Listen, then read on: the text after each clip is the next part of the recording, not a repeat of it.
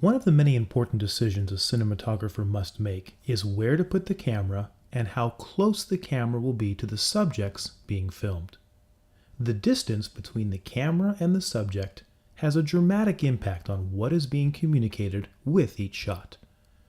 A great example to illustrate is the famous three-way standoff in The Good, the Bad, and the Ugly. In this shot at the beginning of the standoff, the three characters are very small, which de-emphasizes them and puts emphasis on the setting and the spacing between the characters. But as we watch the scene, notice how the camera moves closer and closer to the characters, and how the background and spacing become less important and the small details of each character become more important.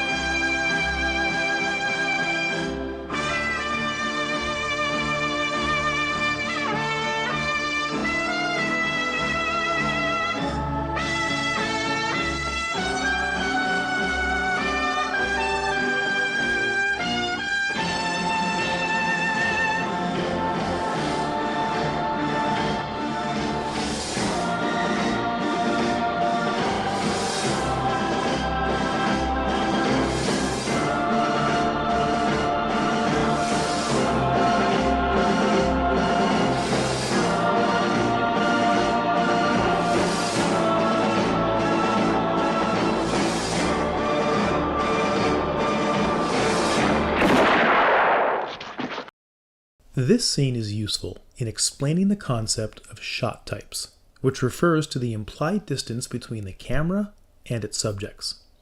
There are 5 commonly used shot types in film. They are the extreme long shot, the long shot, medium shot, close-up, and extreme close-up. The extreme long shot sets the camera furthest away from the subjects and is typically used to emphasize setting or establish location. The long shot moves the camera closer to the subjects. Background is still part of the shot, but less important. Characters are typically framed from head to toe, and the action or movement of the characters becomes more important. In the medium shot, characters are filmed anywhere from the knees, waist, or chest up.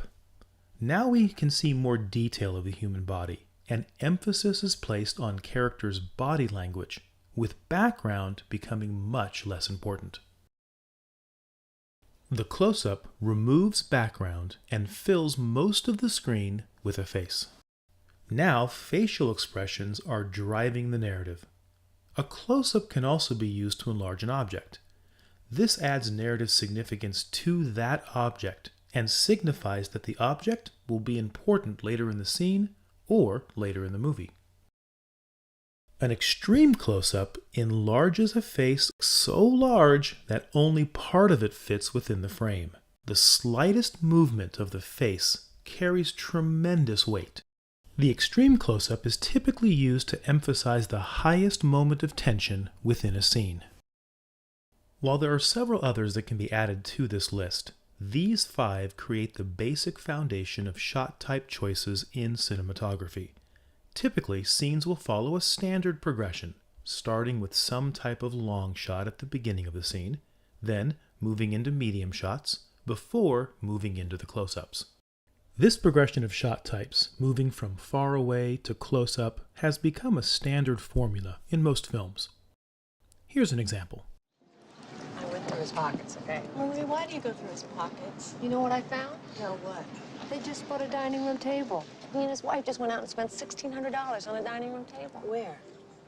The point isn't where, Alice. The point is he's never gonna leave her. So what else is new? You've known this for 2 years. You're right. You're right. I know you're right. Why can't you find someone single? When I was single, I knew lots of nice single men. There must be someone. Sally found someone. Well, Sally got the last good one. Joe and I broke up. Here you can see the standard progression that takes us from a long shot, through medium shots, to a close-up. Now that you are aware of this standard progression of shot types, you will notice it all the time in the films you watch.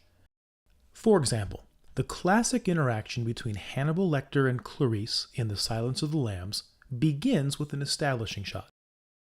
Before moving into the long shot, medium shots, and then into close-ups. The more Lecter gets into Clarice's head, the closer the camera gets to the characters, ultimately ending with this extreme close-up when Lecter finally gets the information he was seeking. Getting closer to the characters as the tension rises is very common, typically ending with this type of extreme close-up. The same pattern is used during the hypnosis scene in Get Out.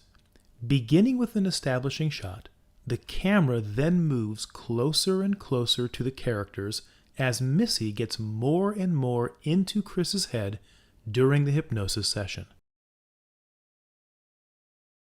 You may have noticed the close-up shot of the teacup inserted into the scene.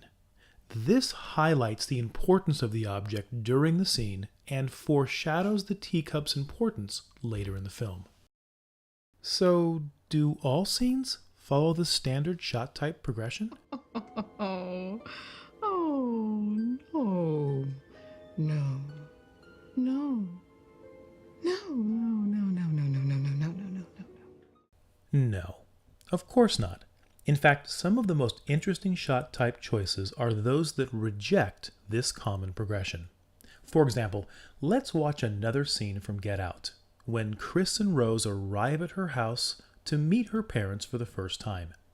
As you can see, it starts off with a standard long shot to establish the location.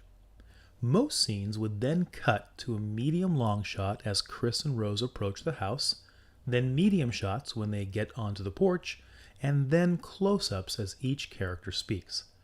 But watch how this scene blatantly rejects that pattern.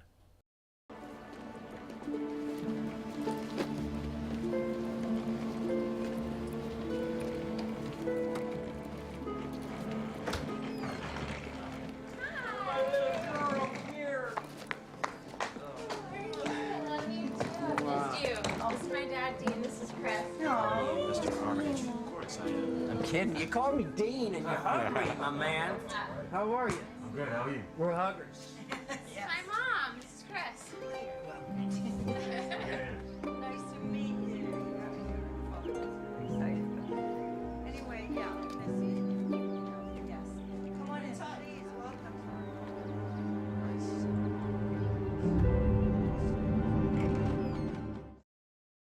Did you feel how odd that was, not having the camera move closer to the characters? And to further exaggerate the moment, the camera does the opposite, moving away from the house and revealing a character ominously looking on.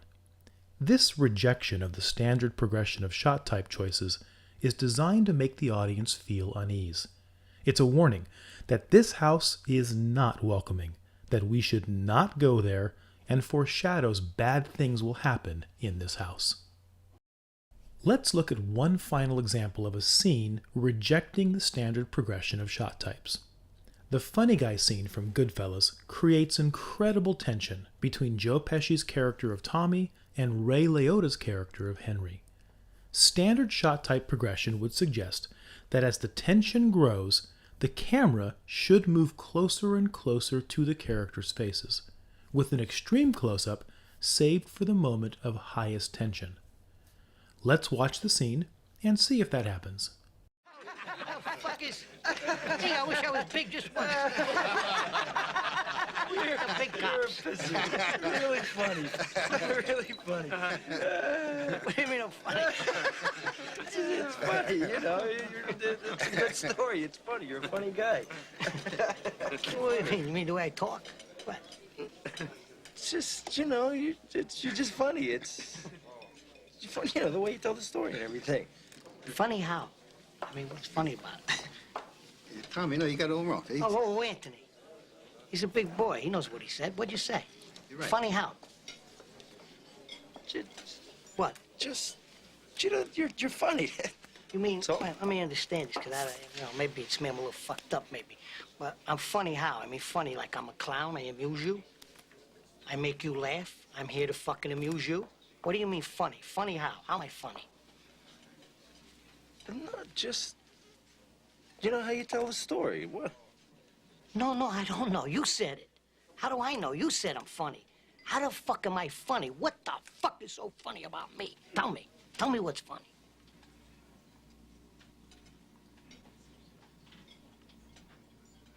Get the fuck out of here, Tommy. You motherfucker. I almost had him. You stuttering prick here.